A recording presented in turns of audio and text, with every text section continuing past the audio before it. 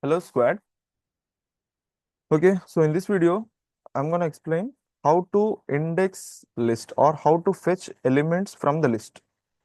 But why do we have to fetch the elements from the list? Uh, for that, I just show you this thing so that you can understand. So I'm just trying to print the list that I have created. Here, menu is having 1, 2, 3, 4, 5, total 5 items. Now I'm just going to print this out. See here, it has printed out ice cream, noodles, chicken, juices, momos. That's it. Now it has printed out. I'll show it again. But it is having a square brackets around it. So this is not a way that you can present your data. So this is not a proper format. Like if you are actually printing it around like inside a square brackets, that's not a proper way to present your output, right?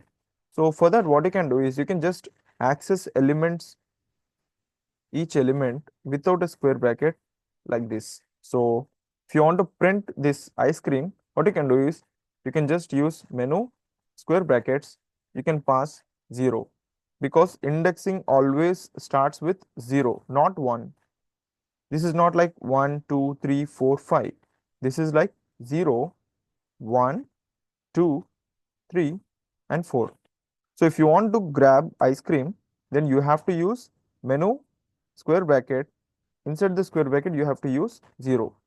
Now I'm just saving it. And if I'm just clearing the output.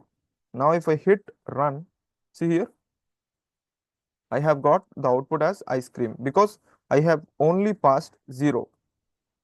So that it has given me output called ice cream. Now if I pass 3, let's see what happens. I'm clearing the output. Now I'm just hitting run. See here, I have got the output as juices.